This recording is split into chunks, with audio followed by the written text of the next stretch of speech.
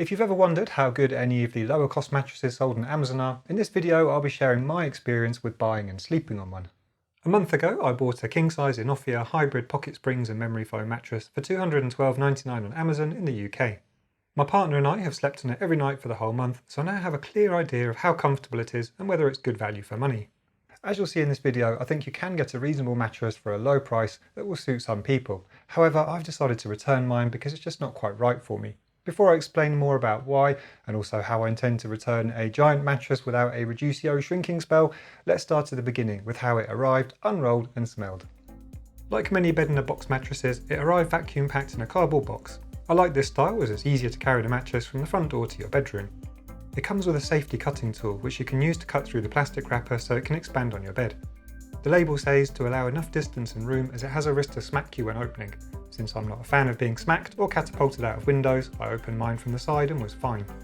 The mattress itself has some weight to it, but it was easy enough to manoeuvre into position on the bed frame and lift to remove the plastic from the underside. As for the off-gassing smell that memory foam sometimes has, I didn't find it had a bad smell at all. It smelled new, but I didn't need to air it for a day or two before sleeping on it. In fact, I opened mine in the morning and slept on it the same night without any issues. Now let's talk about the construction and the materials. This is an area that caused me some confusion because the product images on the Amazon and the Inofia website that helped me decide to buy it don't quite match the mattress I've got here. It's meant to be a hybrid mattress with multiple layers of foam on top and pocket springs underneath that are arranged into different zones to provide support for the whole body. When you look at this product image, however, it gives the impression that the combined thickness of the various foam layers is quite substantial. Since I sleep in different positions, I like the idea of having thick foam on top for when I'm lying on my side. And this image here, both on Amazon and the Inofia website, shows 6 different layers above the pocket coils. The reality though is that the cover and the foam layers feel quite thin before the springs start. You can see here that just a few centimetres or a couple of inches underneath the top of the mattress, the springs begin. And when I push down on top of the mattress like this, it's not very far before I can feel the springs if I push into it. Again, just a few centimetres or inches. This image here on the Inofia website seems a bit more accurate, suggesting that the top layers are thinner. But that image wasn't on the Amazon listing when I bought mine. So I have to say I was a bit disappointed to discover that the foam layers are quite thin and much thinner than I was expecting. Also, when I push down with my hands into the mattress, it springs back quite quickly without the slow release that you'd expect from a thick layer of high quality memory foam. Since the cover isn't removable, the only way to actually see the internal layers would be to cut into the mattress or undo all the stitching. Tempted as I was to do that for this video, I'm not really a big fan of damaging products just for the sake of a 10-second video clip, and I also wouldn't be able to return it. On a more positive note, the top cover layer does feel very soft, with some plush fibre fill padding and seems to be of good quality. The stitching around the edges seems robust too, with strong enough material around the outside edge of the mattress. The depth of this particular model is 22 cm, which is 8.7 inches, and it fits nicely on my king-size bed frame. So the construction wasn't exactly what I was expecting, but despite that, how comfortable is the Inofia to sleep on?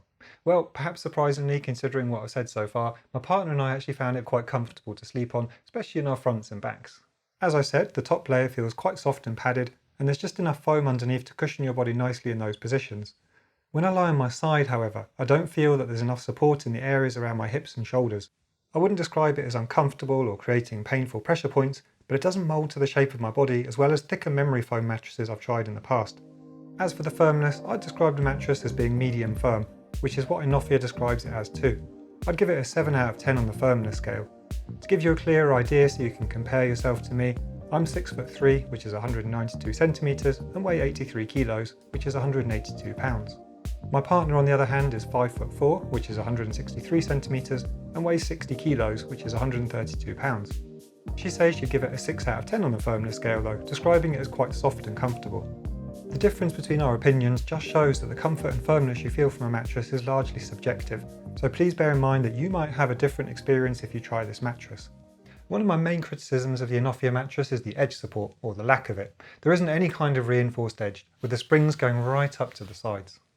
So when you lie on the edge of the bed, you feel like you're on a bit of a slope, and when you sit on the edge, you really sink into the mattress.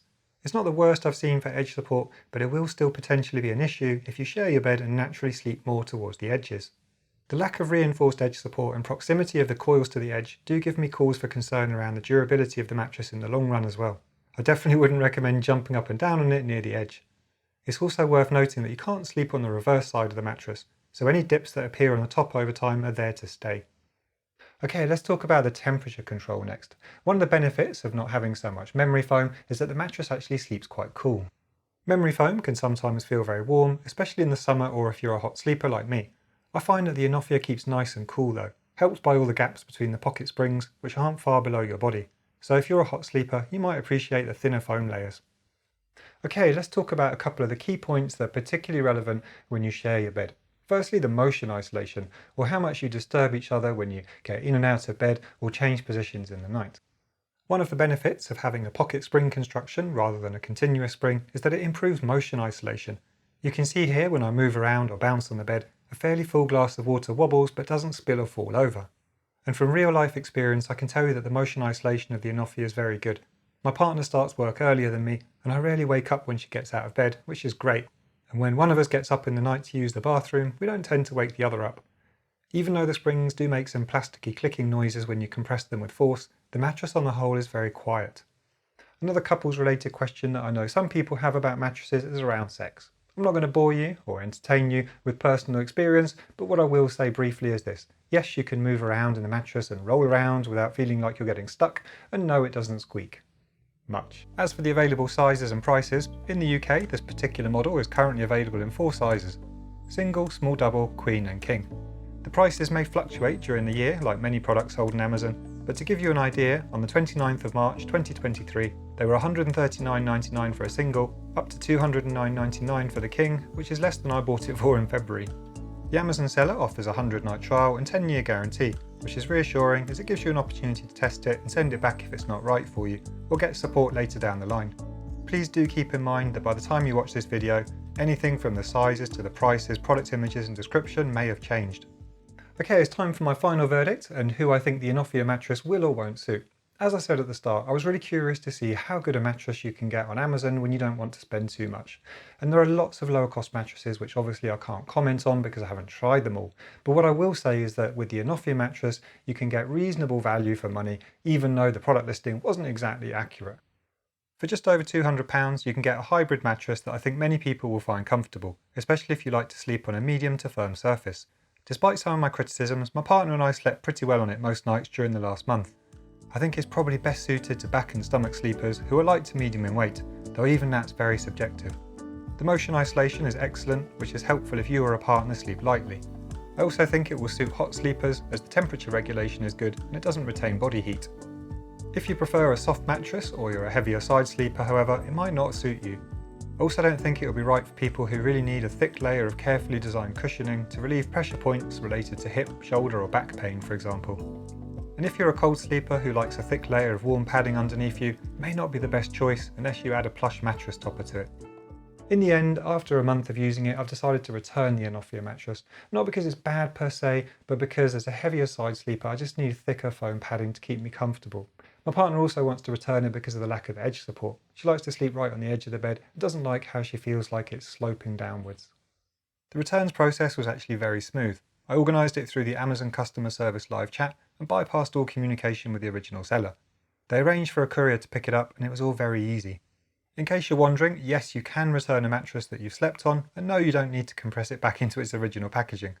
I did have to wrap it in something though, so I used a heavy-duty mattress bag, which was relatively cheap and easy to use. You'll see the mattress appearing again in the final part of this video because I filmed it before returning it.